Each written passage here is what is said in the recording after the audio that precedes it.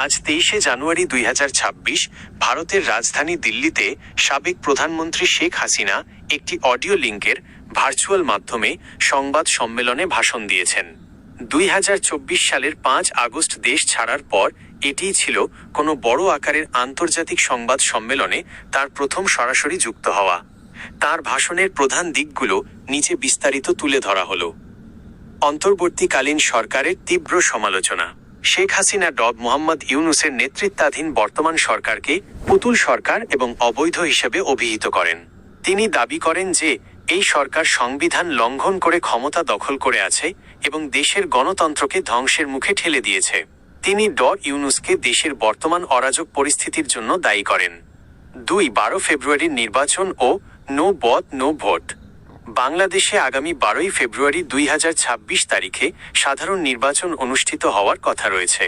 এই নির্বাচন নিয়ে তিনি বলেন, আওয়ামী লীগকে বাদ দিয়ে কোনো নির্বাচন কখনোই দেশে স্থিতিশীলতা আনবে না। বর্তমান নির্বাচনী প্রক্রিয়াকে তিনি একটি প্রহসন বলে উল্লেখ করেন। তিনি তার সমর্থকদের প্রতি নো ভোট, নৌকা নেই, নো ভোট স্লোগান দিয়ে নির্বাচন বর্জনের ডাক দেন এবং বলেন, ব্যালটে নেই নৌকা, বুথ থাকবে ফাঁকা। 3. দেশের বর্তমান পরিস্থিতি নিয়ে অভিযোগ। তিনি বর্তমান বাংলাদেশকে একটি বিশাল কারাগার এবং মৃত্যুপুরী বলে বর্ণনা করেন।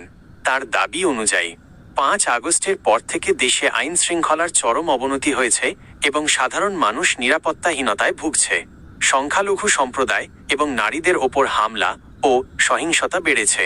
আওয়ামী লীগের লক্ষ লক্ষ নেতাকর্মী রাজনৈতিক প্রতিহিংসার শিকার হচ্ছেন বলে তিনি অভিযোগ করেন। 4. আন্দোলনের ডাক ও সার্বভৌমত্ব রক্ষা। ভাষণে তিনি দেশবাসীকে এই সরকারকে উৎখাত করতে এবং ভোটাধিকার পুনরুদ্ধারে ঐক্যবদ্ধ হওয়ার আহ্বান জানান। তিনি সতর্ক করেন যে একটি গভীর ষড়যন্ত্রের মাধ্যমে বাংলাদেশের সার্বভৌমত্ব ও আঞ্চলিক অখণ্ডতা হুমকির মুখে ফেলা হয়েছে। 5. ভাষণের মাধ্যম ও প্রেক্ষাপট। নিরাপত্তার কারণে শেখ হাসিনা সশরীরে উপস্থিত না হয়ে দিল্লির ফরেন করেসপন্ডেন্স ক্লাব FCC আয়োজিত এই অনুষ্ঠানে অডিও লিঙ্কের মাধ্যমে বক্তব্য রাখেন। ভারতের মাটিতে বসে তার এই রাজনৈতিক সক্রিয়তা আন্তর্জাতিক মহলে বেশ আলোচনা তৈরি করেছে। বাংলাদেশ সরকারের প্রতিক্রিয়া। এই ভাষণের পর বাংলাদেশের অন্তর্বর্তীকালীন সরকার তীব্র প্রতিক্রিয়া জানিয়েছে।